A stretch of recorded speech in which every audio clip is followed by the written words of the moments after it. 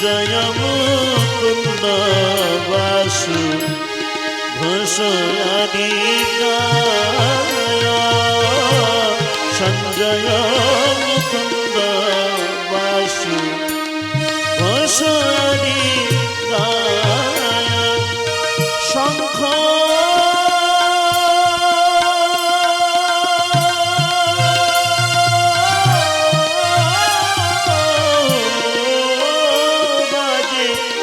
ঘণ্টা বাজে বাজে করতাল মধুর মৃদঙ্গ বাজে পরমর শাল আর মধুর মধুর মধুর বাজে। এই যখন জানলো এই ভাগবতের শ্রোতৃমণ্ডলী সকাতর প্রার্থনা জানালো, হে জগৎগুরু সুখদেব গোস্বামী, আপনি তো চলে যাচ্ছেন, আমরা পরবর্তীকালে এই ভাগবতী অমৃত কোথায় আস্বাদন করবার সৌভাগ্য লাভ করব? কে আমাদেরকে এই ভাগবতী অমৃত আস্বাদন করাবে? মহামুনি সুখদেব গোস্বামী অঙ্গুলি নির্দেশ করে বললেন, ওই যে আমার কথিত ভাগবত উৎকর্ণ হয়ে শুনছে, ওই কোনায় বসে ওর শ্রবণ পিপাসা লক্ষ্য করে আমি আশীর্বাদ করছি, আমার কথিত ভাগবত এর মধ্যে সব স্ফূর্তি লাভ করুক। ওই সুত গোস্বামী এই পরবর্তী অধিবেশনে আপনাদেরকে এই ভাগবতী অমৃত আস্বাদন করাবে। এই যখন বললেন, এর পরবর্তী অধিবেশনে মহামুনি সুত গোস্বামী পাদ তাই নৈমিষারণ্য ক্ষেত্রে এই ভাগবত অমৃত পরিবেশন করেছিলেন। আসুন, এরপর আরো কলিকালে 200 বৎসর অতিবাহিত হয়ে গেল। তখন মহামুনি এই সুত গোস্বামী পাদের এই ভাগবত তৃতীয়বারের জন্যে দক্ষিণ ভারতে তুঙ্গভদ্রা নদীর তীরে আত্মদেব ব্রাহ্মণের গৃহ প্রাঙ্গণে মহাপাপী ভ্রাতা ধুন্ধুকারীর মুক্তির জন্যে গোকর্ণ এই ভাগবত অধিবেশন তিনি পরিবেশন করেছিলেন। মহাপাপী ধুন্ধুকারী এই প্রসঙ্গে যে উপাখ্যানটি আছে ভাগবত মাহাত্ম্যে, তাতে বর্ণনা আছে কি না, এ মহাপাপী ধুন্ধুকারী এ আত্মদেব ব্রাহ্মণের পুত্র। উপাখ্যান বলতে গেলে সময় লাগে, তো আমাদের খুব বেশি সময় তো আমরা নেব না, কারণ আজকে আরম্ভ করতেই দেরি হয়ে গেছে। সেজন্যে মহাপাপী ধুন্ধুকারী আত্মদেব ব্রাহ্মণের পুত্র রূপে ওই ধুন্ধুলির গর্ভজাত সন্তান বলে পরিচিত। আসলে ধুন্ধুলির গর্ভজাত সন্তান না। আত্মদেব ব্রাহ্মণের গৃহেতে কোনো অভাব ছিল না, কিন্তু ব্রাহ্মণের একটাই দুঃখ ছিল, সে নিঃসন্তান ছিল। বহু ধন সম্পত্তি তার ছিল, হায় মনের একটাই দুঃখ, আমার পরবর্তীকালে আমার পিতৃ দেবগণ আমার দেয়া জল তো অত্যন্ত দুঃখের সঙ্গে গ্রহণ করছে, কি হবে উপায়? আমার তো কোনো সন্তান নাই, সে যদি একটা বীজ রোপণ করে তাও অঙ্কুরোদ্গম হয় না, গৃহে একটা গাভী পুষেছে তার একটা বাচ্চাও হয় না। এমতো অবস্থায় আত্মদেব ব্রাহ্মণ সন্তান লাভের জন্য বহু দান ধন আদি করলো, কিন্তু কোনো সন্তান হলো না। তাই মনের দুঃখে একদিন বনে চলে গেলেন। বনে গিয়ে মধ্যাহ্নকালেতে গভীর অরণ্যের মধ্যে এক দিব্য সরোবর দেখে এই সরোবরে তীরে বসলেন, স্নান পান করে বসে আছেন। এমন সময় সেখানে এক দিব্য সন্ন্যাসী এসেছিল। দিব্য সন্ন্যাসীকে দেখে আত্মদেব ব্রাহ্মণ তার চরণে গিয়ে প্রণাম করলেন, বিষণ্ণ বদনে করজোড়ে দণ্ডায়মান দেখে এ সন্ন্যাসী প্রশ্ন করলেন, হে দ্বিজশ্রেষ্ঠ, কেন আপনার এই বিষাদ মলিন বদন? কি আপনার মনের দুঃখ বলুন? তখন এই আত্মদেব ব্রাহ্মণ সন্ন্যাসীর চরণে নিবেদন করলেন যে আমার সংসারে কোনো দুঃখ নাই, শুধু একটাই দুঃখ, আমার কোনো সন্তান নাই। আপনি কৃপা করে আপনার সাধন শক্তি বলে আমাকে একটি সন্তান দান করুন। সন্ন্যাসী দিব্য দৃষ্টিতে ধ্যানস্থ হয়ে দেখলেন, হে দ্বিজশ্রেষ্ঠ, আপনার এই জন্ম কেন, আগামী সপ্ত জন্ম আপনার সন্তান যোগ নাই। আপনি ওই সন্তান লাভের অভিলাষ পরিত্যাগ করে আপনি বিশ্বপিতা ভগবান শ্রীহরির চরণ কমলে আত্মনিয়োগ পূর্বক আপনি তার সেবা করুন। কিন্তু এ ব্রাহ্মণ মনে মনে চিন্তা করলেন, এই সন্ন্যাসীর জীবন কাঠখোট্টা জীবন, এ দেশে দেশে ঘুরিয়ে বেড়ায় ব্রহ্মজ্ঞানকে আশ্রয় করে, আর আমাকে ওই কাঠখোট্টা জীবনের মধ্যে ঠেলে দিতে চায়। ধুত তেরিকা, এই সন্ন্যাসী তো জানে না যে সংসারে স্ত্রী পুত্র পরিবারের সঙ্গে সরস আনন্দের কি আস্বাদন বৈচিত্র্য। এর জীবনটা নিরস কাঠখোট্টা সন্ন্যাসীর জীবন, আমাকেও সেই উপদেশ করছে। হঠকারিতা করে ব্রাহ্মণ বললেন, আপনি পারেন আমাকে সন্তান দান করতে, অথচ তা দিচ্ছেন না যখন আপনার সামনেই আমি প্রাণ পরিত্যাগ করব। সন্ন্যাসীবর বললেন, না না না না, আরে আত্মহত্যা করতে যাবেন না, আত্মহত্যা মহাপাপ। আত্মহত্যার মধ্যে দিয়ে কোনোদিন এ জগতে কল্যাণকামী মানব সমাজ ভগবান শ্রীহরির কৃপা লাভ করতে পারে না। সুতরাং আত্মহত্যা করতে যাবেন না। যদি একান্তই আপনার এই প্রকার হঠকারিতা, সন্তান দিচ্ছি, তবে এই সন্তান থেকে অভিলাষিত সুখ স্বাচ্ছন্দ্য আপনি পাবেন না। কিন্তু সন্তান দিচ্ছি যেই বলেছে না, আর পরবর্তী সাবধান বাণীগুলো তার কানে গেল না। তাই এ ব্রাহ্মণকে একটা দিব্য ফল দিয়ে দিলেন, যান এই ফলটা নিয়ে যান, আপনার স্ত্রীকে শুচিশুদ্ধ হয়ে স্নান আদি করে এই ফলটা গ্রহণ করতে বলবেন, তাহলে অভিলাষিত একটি সন্তান আপনি লাভ করবেন। পরমানন্দে ব্রাহ্মণ তাই গেল, আর গিয়ে এই ফলটা পত্নী ধুন্দুলিকে দিয়ে দিল। ওরে ধুন্দুলি, শিগগিরই আয়, আনন্দ সংবাদ। কি আনন্দ সংবাদ এনেছো তুমি আবার? ধুন্দুলি, এই ফলটা তুই শুচিশুদ্ধ হয়ে গ্রহণ কর, তাহলে আমাদের সুন্দর একটি পুত্র হবে। ঠিক মতো খাবি? ধুন্দুলি বলল, আচ্ছা। মনের আনন্দে ব্রাহ্মণ ধুন্দুলিকে ফলটা দিয়ে, তাই অনেক দিন পরে আজকে যজমান বাড়িতে চললেন এই আনন্দের সংবাদ হৃদয়ে নিয়ে। এদিকে ধুন্দুলি ওই ফলটা নিয়ে নানান রকম চিন্তা করতে লাগলো। হায় হায়, কি হবে এই ফল খেলে, নাকি আমার আবার গর্ভ হবে, আবার ছেলে হবে। হায় হায়, শুনেছি গর্ভবতী রমণীরা নাকি ভালো মন্দ খেতে পারে না, আর যদি না খেতে পারে তাহলে তো আমি দুবলা হয়ে যাব। হায় হায়, কি হবে আমার উপায়? আবার শুনেছি গর্ভ সঞ্চার হলে নাকি পেটের মধ্যে যদি গর্ভ যদি তির্যক হয়ে যায়, তার মানে বাঁকা হয়ে যায়, তাহলে নিশ্চিত মৃত্যু। হায় হায়, এই ফল খেলে যদি আমার সেই সত্যি গর্ভ হয়, তাহলে কি হবে উপায়? ধুন্দুলি আরো চিন্তা করতে লাগলো।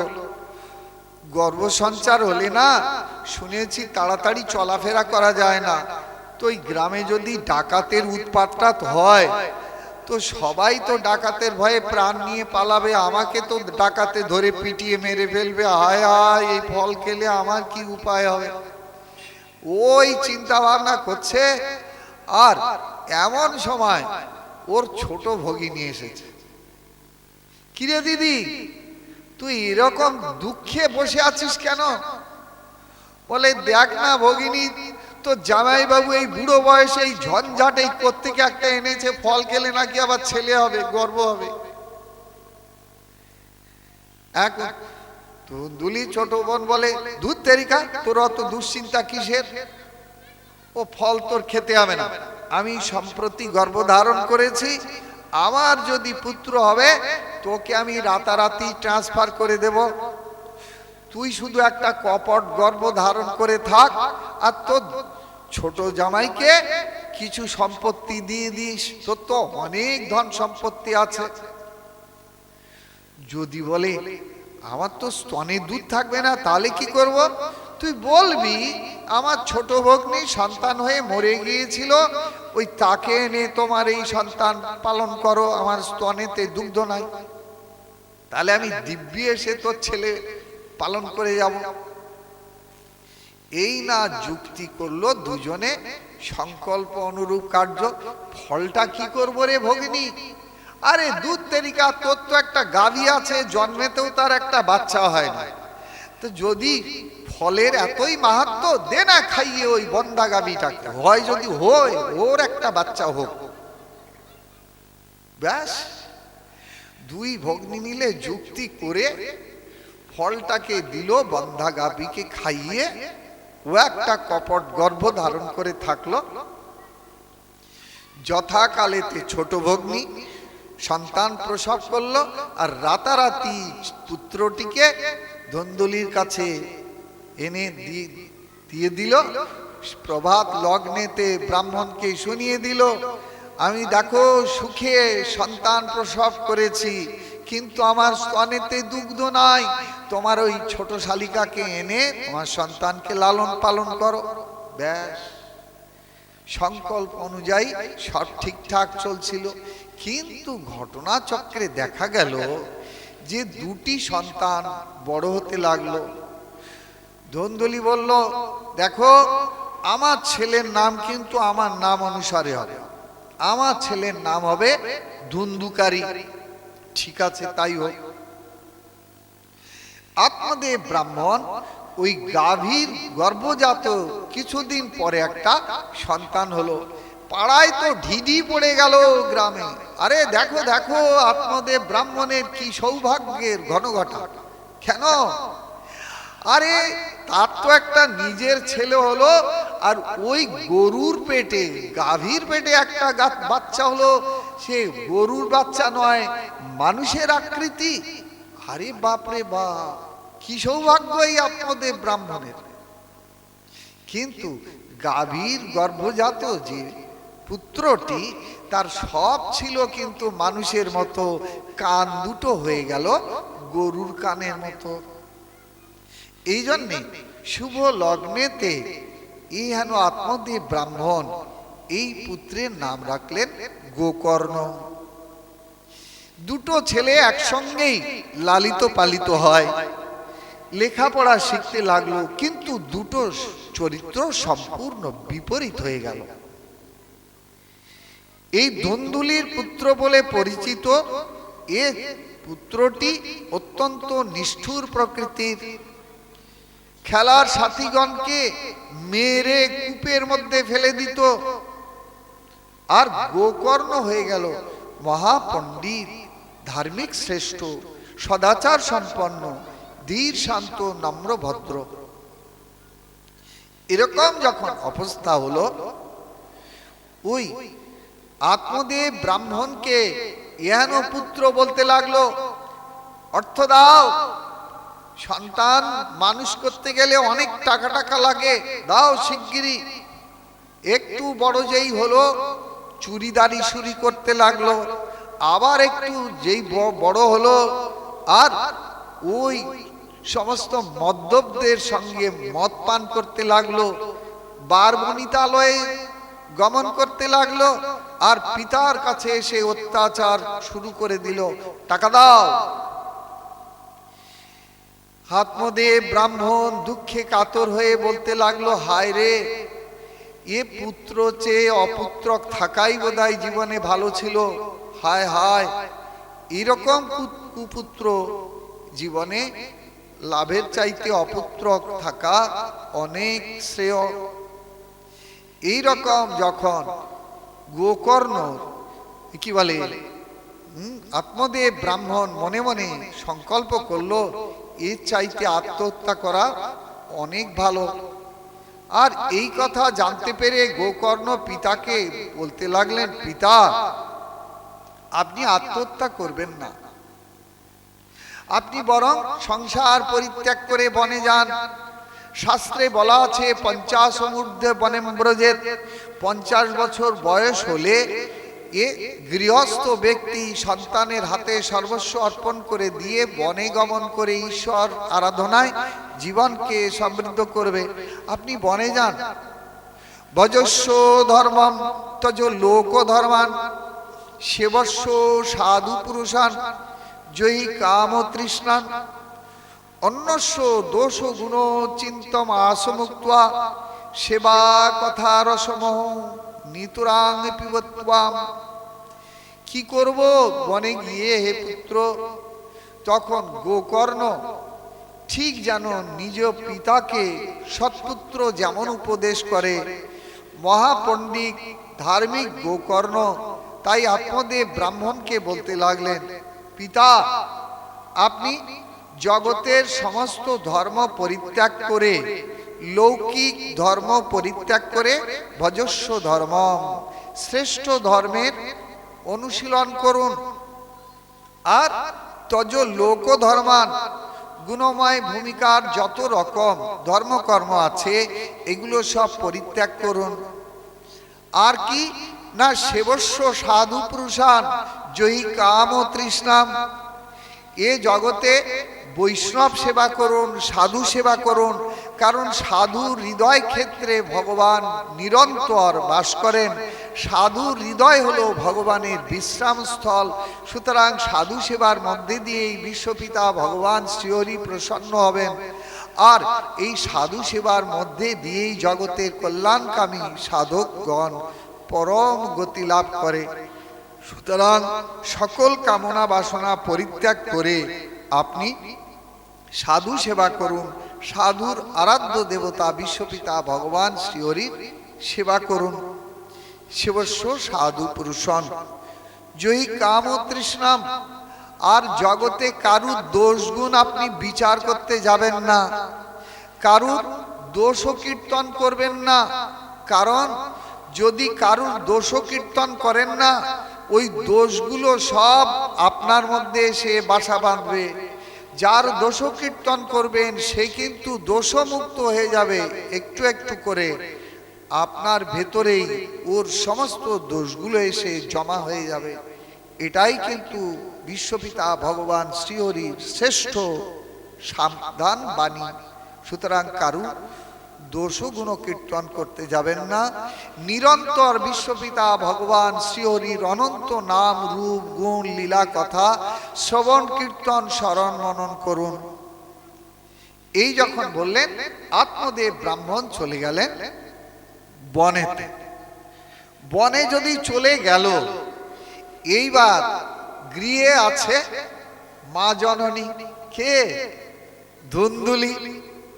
যেই না পিতা বনে চলে গেছে, এইবার ধুন্দুকারী এসে মাকে পেটাতে শুরু করেছে।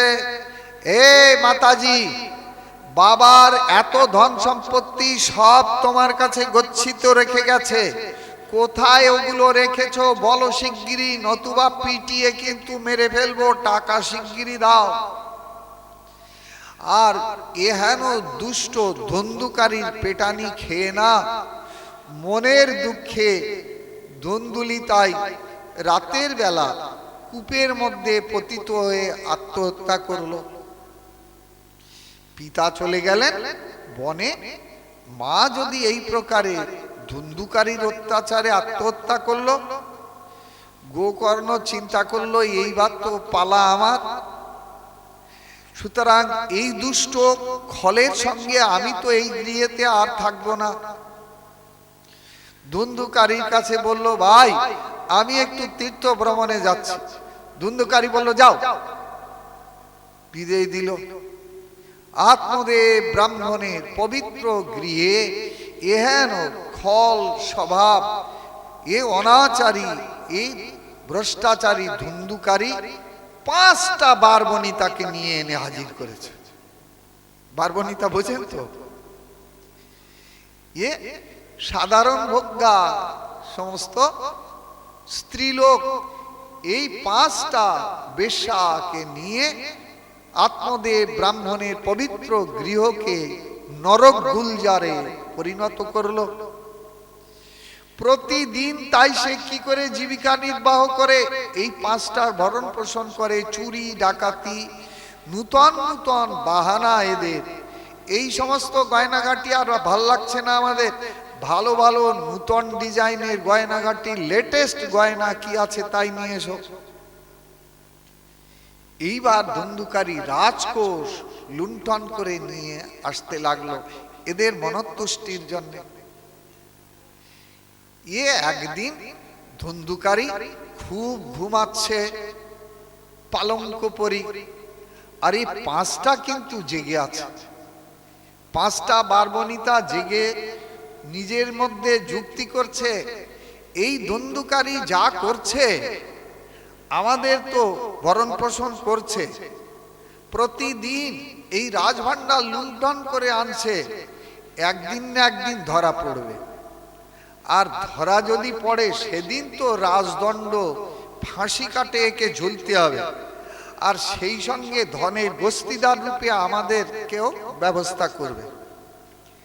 তার চেয়ে আয় না এক কাজ করি, যা এনেছে তো, যা আমাদেরকে এনে দিয়েছে সারা জীবন খেলেও তো ফুরাবে না, তাহলে এই মাঝখান থেকে এই আপদটাকে বিদেয় করে দিই না। সংকল্প অনুযায়ী কার্য, 5টা মিলে ওর গলায় হাতে পায়ে ভালো করে ওই ঘুমন্ত অবস্থায় খাটের সঙ্গে বেঁধে গলায় ফাঁস লাগিয়ে যখন মারার চেষ্টা করছে, মহা শক্তিশালী অসুর ধুন্ধুকারী মরে না, শেষ পর্যন্ত জীবন্ত অবস্থায় তাকে জ্বলন্ত অগ্নি দিয়ে চোখে মুখে দেহেতে খুব কষ্ট দিয়ে মেরে ফেললো। মেরে কি করলো না, রাতের বেলায় বাগান বাড়ির মধ্যে সমাধি দিয়ে দিল। সকালবেলা উঠে গ্রামের লোককে শুনিয়ে দিল আমাদের পতিদেবতা না বিদেশে বাণিজ্যতে গেছে, ফিরতে তো অনেকদিন দেরি হবে, 1 বছর, সুতরাং আমরাও একটু পিত্রালয় থেকে বেরিয়ে আসি। এই বলে 5টা 5 দিকে কেটে পড়লো। গ্রামের লোক কি হলো বুঝতে পারল। এই গ্রামের লোক গেল গয়া তীর্থে পিণ্ড দিতে। এখন পিণ্ড দিতে গিয়ে যদি দেখলো ওদিকে গোকর্ণ ওই যে তীর্থ ভ্রমণ ছলে সমস্ত ভারতবর্ষে শ্রেষ্ঠ তীর্থ দর্শন করে গয়া তীর্থে এসেছে, আর এই গ্রামের লোক গিয়েছে পিতৃকার্য উপলক্ষে গয়া তীর্থে পিণ্ড দিতে। গোকর্ণের সঙ্গে দেখা, এই যে সাধু বাবা, এই যে গোকর্ণ বাবা, আরে শোনো শোনো, তোমার সেই ভ্রাতা ধুন্ধুকারীর কি খবর তুমি জানো না? কি খবর না, এই ব্যাপার, সেই ধুন্ধুকারী মহা দুর্গতি প্রাপ্ত হয়েছে। গোকর্ণ শুনে চিন্তা করলেন, ও তাই নাকি, তাহলে তো তার উদ্দেশ্যে কিছু কর্তব্য আছে আমার। তখন গোকর্ণ কি করলেন, যথাশাস্ত্র বিধানে ওই গয়া তীর্থে প্রেতশিলাতে তিনি ওই পিণ্ডদান করলেন বিষ্ণুপাদ পদ্মে।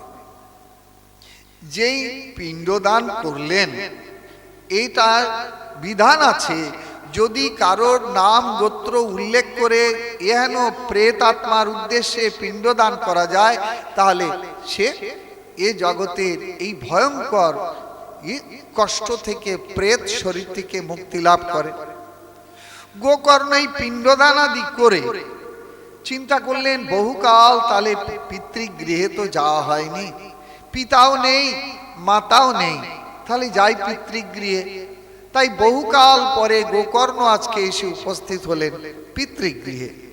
পিতৃগৃহে এসে কি করলেন না, উঠানে ছিল একটি বকুল গাছ, তার তলাতে রাত্রিবেলা শয়ন করলেন।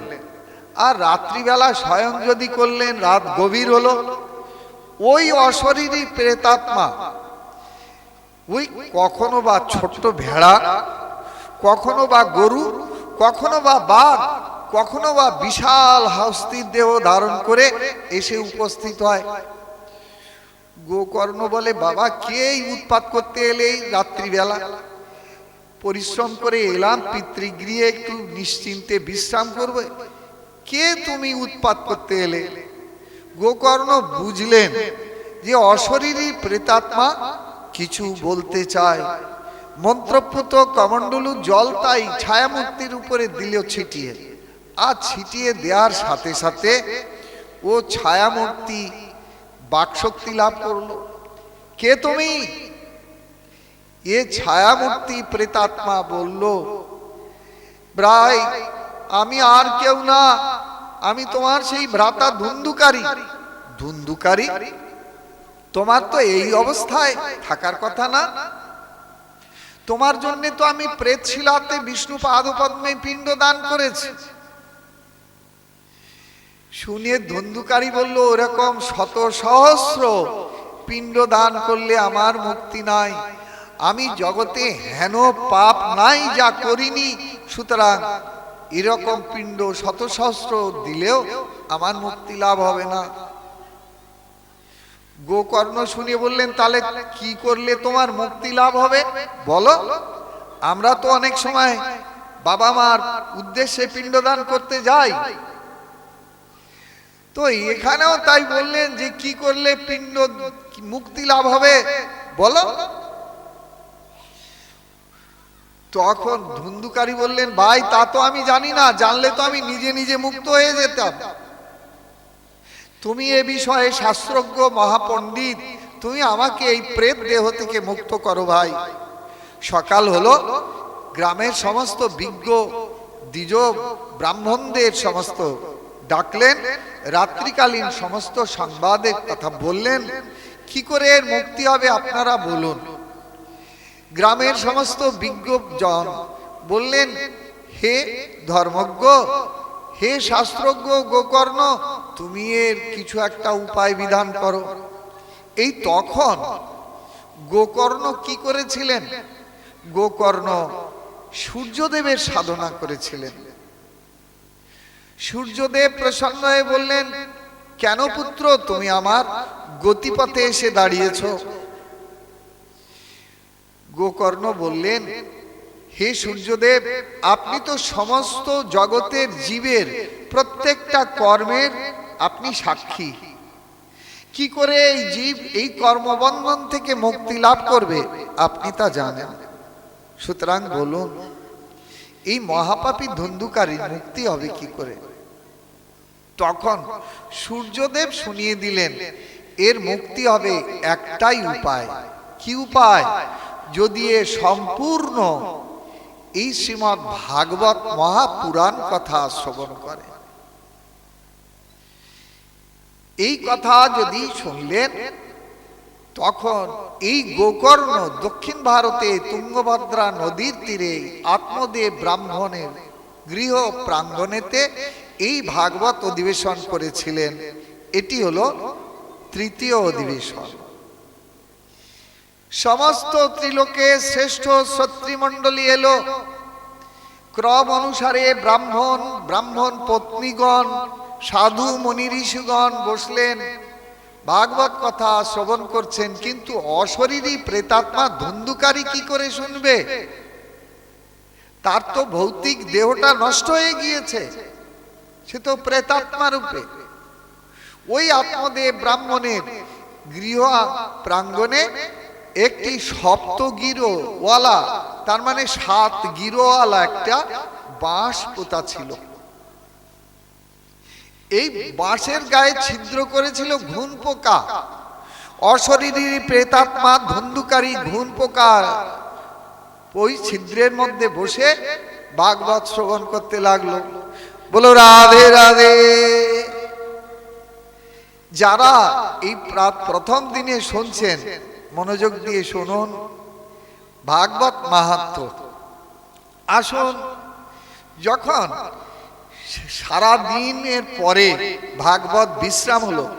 তখন তো এরকম রাতের বেলা ভাগবত হতো না, সকাল থেকে সন্ধে পর্যন্ত ভাগবত যেই বিশ্রাম হয়ে গেল, অমনি ওই 7 গিরোওয়ালা ওই যে বাঁশটা পোতা ছিল না, একটা গিরো ভয়ঙ্কর শব্দ করে ফেটে গেল। দ্বিতীয় দিন যেই ভাগবত শেষ হলো সন্ধ্যেবেলা, দ্বিতীয় গিরোটা ওই রকম ভয়ঙ্কর শব্দ করে ছিন্ন হয়ে গেল।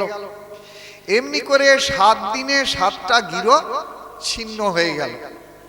মহামুনি বেদব্যাস বর্ণনা দিয়েছেন, জড়স্য শুষ্ক বংশস্য যত্র গ্রন্থি ভেদনম চিত্রং কিমু তদা চিত্ত গ্রন্থি ভেদ কথা শ্রবাত। যে ভাগবত কথা শ্রবণ প্রভাবেতে শুকনো বাঁশের গিরো ফেটে যায়, সেই ভাগবতী কথা শ্রবণ প্রভাবে আমার হৃদয় গ্রন্থি, আপনার কর্মবন্ধন কি ছিন্ন হবে না? নিশ্চয়ই ছিন্ন হবে।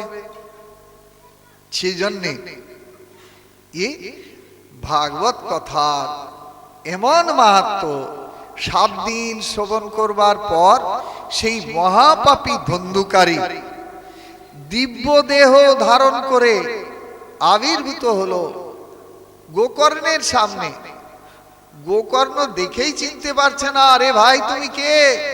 বলে, সে কি ভ্রাতা, যার জন্য তুমি এত পরিশ্রম করে এই ভাগবতী অমৃত পরিবেশন করছো, আমি সেই তোমার মহাপাপী ভ্রাতা ধন্দুকারী। আরে ধন্দুকারী, তোমার এহেন বেশভূষা। এই ধন্দুকারী তখন যা শ্রবণ করেছিল, ওই ভাগবত শ্রবণীয় বিষয় উত্তম রূপে কীর্তন করতে লাগলো। ভাগবতের মহিমা যখন কীর্তন করতে লাগলেন, সঙ্গে সঙ্গে বৈকুণ্ঠ থেকে বিষ্ণুদূতগণ এ বৈকুণ্ঠ বিমান স্বর্ণ রথ এনে হাজির করলেন।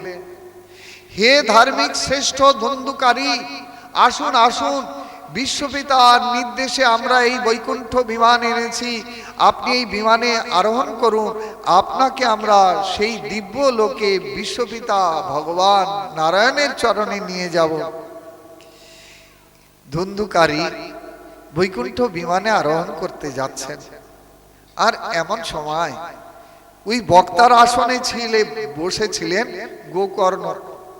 বিষ্ণুদূত গণের কাছে করজোড়ে প্রার্থনা করলেন, হে বিষ্ণু পার্ষদগণ, আপনারা আমার মহাপাপী ভ্রাতা ধন্দুকারীকে নিয়ে যাচ্ছেন বৈকুণ্ঠে নারায়ণের চরণে, এতে আমার সর্বাধিক আনন্দ, কারণ আমাকথিত ভাগবত শ্রবণ করে ও বৈকুণ্ঠে যাচ্ছে। কিন্তু আমার একটা প্রশ্ন আছে, এখানে তো ধ্যানী জ্ঞানী ব্রহ্মজ্ঞানী শ্রেষ্ঠ ব্রাহ্মণ পত্নীগণ, সতী সাধ্বী মাতৃদেবীগণ এখানে তো ভাগবত কথা শ্রবণ করেছেন, এরা তো এই ধন্দুকারীর মতো মহাপাপী না, এরা তো এত পাপ করেনি, অথচ সেই ভাগবতী অমৃত আস্বাদন করেছে। তো এদের জন্য তো আগে বৈকুণ্ঠ বিমান আসা দরকার ছিল, এলো না কেন? বলো রাধে রাধে। নিতান্ত আমাকথিত ভাগবত শ্রবণ করে এই মহাপাপী ধন্দুকারী চলে যাচ্ছে ভগবত ধামে, তো আমার জন্য তো বৈকুণ্ঠ বিমান আসা দরকার ছিল, এলো না কেন? তখন বিষ্ণুদূতগণ যে কথাগুলি বলেছিলেন, এই কথা কটা শুনেই আজকে আমরা বিশ্রাম দেব। কি কথা বললেন না, বিষ্ণুদূতগণ বললেন, হে ভাগবত শ্রেষ্ঠ, হে মহাভাগবত গোকর্ণ, হ্যাঁ সবাই এখানে ভাগবত শ্রবণ করেছে, কিন্তু শ্রবণের তারতম্য হেতু ফলের তারতম্য ঘটে গেছে। শ্রবণস্য বিভেদেন ফল ভেদ অত্র সংস্থিত। শ্রবণের তারতম্য হেতু ফলের তারতম্য ঘটে গেছে। কিরকম কিরকম না, শ্রবণন্তু কৃতং সর্বৈর ন তথা মননং কৃতম ফল ভেদস্তত জাত ভজনাদপি মানদ। হে মানদ, হে ভাগবত শ্রেষ্ঠ, হে গোকর্ণ, এখানে সবাই শ্রবণ করেছে, কিন্তু শ্রবণ করে বাড়ি গেছে দিনের শেষে, এ রন্ধনাদি করে খেয়ে দিয়ে ওই ঘুমিয়েছে। সকালবেলা উঠে দেহযাত্রা নির্বাহ করেছে, আবার সেজে গুজে ভাগবত সভায় এসে বসেছে। কিন্তু কি শ্রবণ করলো, এই শ্রবণীয় বিষয় একটুও মনন করেনি। কিন্তু এই মহাপাপী ধন্দুকারী ও যখন শুনে নিয়েছে যে আমার মুক্তির একমাত্র উপায় হলো এই ভাগবত কথা শ্রবণ, দ্বিতীয় কোনো রাস্তা নাই, কোনো উপায় নাই, তখন ওই ধন্দুকারী ওই ভাগবত কথা শ্রবণ করেছে। ওই সারা দিন যা অনাহারে অনিদ্রায় সারা রাত্রি বসে, তাই বংশছিদ্রকে আশ্রয় করে ও চিন্তা করেছে আজকে যা শ্রবণ করেছি এর মধ্যে আমার মুক্তির কি উপকরণ আছে, কি আছে এর মধ্যে মুক্তির উপকরণ। এইটা সারা দিন যা শ্রবণ করেছে, সারা রাত্রি ধরে, এই 7 দিন ধরে অনাহারে অনিদ্রায় তাই ওই সারা রাত্রি ধরে মনন করেছে। এই স্মরণাঙ্গ ভক্তির যে সংস্কার, এ সাধক জীবনে সর্বাধিক শ্রেষ্ঠ সংস্কার দান করে। এই জন্যে মহাপ্রভু এই স্মরণ মননকে সর্বশ্রেষ্ঠ প্রাধান্য দিয়েছেন। আর এই কারণেতে ফলের তারতম্য ঘটে গেছে। হে গোকর্ণ, 4টি কারণে 4টি জিনিস নষ্ট হয়ে যায়। বিচারকে লক্ষ্য করবেন, 4টি কারণে আমাদের জীবনে 4টি বিশেষ বিষয়বস্তু নষ্ট হয়ে যায়। কি কি না, ওই বিষ্ণুদূতগণ শোনালেন, অদৃঢ়ঞ্চ হতং জ্ঞানম, প্রমাদেন হতং শ্রুতম, সন্দিগ্ধই হতমন্ত্র, ব্যগ্রচিত্ত হত জপ। হে গোকর্ণ, এই 4টি কারণে 4টি জিনিস নষ্ট হয়ে যায়। এখানে তো সবাই বসে শুনছেন, কিন্তু প্রথমটা, এই শ্রবণ করে যে জ্ঞান লাভ হবে, ওই জ্ঞানটা যদি সাধনার পরিপাকে স্মরণ মননের মধ্যে দিয়ে বাস্তব হৃদয়ে সংস্কার না লাভ করতে পারে, তাহলে কালেতে সংসারের ঘাত প্রতিঘাতে ও জ্ঞানটা নষ্ট হয়ে যায়। যে জ্ঞান দৃঢ় নয়, তার প্রমাণ দেখুন, তার প্রমাণ দেখুন। এ জগতে বিশ্ববিদ্যালয়ের ডিগ্রিধারী পুত্র পুত্রবধূ বৃদ্ধ বয়সে পিতামাতাকে তো দোষারোপ করে নানান প্রকারে অবহেলা করে তো শিক্ষিত ছেলে মেয়ে কেন করে? তাহলে ওই বিশ্ববিদ্যালয়ের ডিগ্রি কি সত্যি তার আত্মকল্যাণ দান করেছে? করেনি তো। কেন? সে তো জানে না এই জগতে প্রকৃত মা প্রকৃত বাবা কে। এই দেহধারী এই মা বাবা, এই রক্ত মাংসের শরীর না, এই মাতা পিতার অভ্যন্তরে এমন একটা শুদ্ধ স্বরূপ আছে, যে স্বরূপের পরিচয় না জানা পর্যন্ত এই শিক্ষিত ছেলে, শিক্ষিত পুত্রবধূ এ কখনো পিতামাতাকে সেই শ্রদ্ধার সঙ্গে সেবা করবে না। আর এ কারণে আমরা শিক্ষা লাভ করেও এই জগতে এত জ্ঞানের, এত ডিগ্রিধারী হয়েও আমরা পিতামাতাকে অবহেলা করি। প্রকৃত জ্ঞান তো এটা না। প্রকৃত জ্ঞান যদি লাভ হবে, তাহলে পিতামাতাকে পিতামাতার দেবত্ব স্বরূপের পরিচয় জেনে তবে সেবা করবে।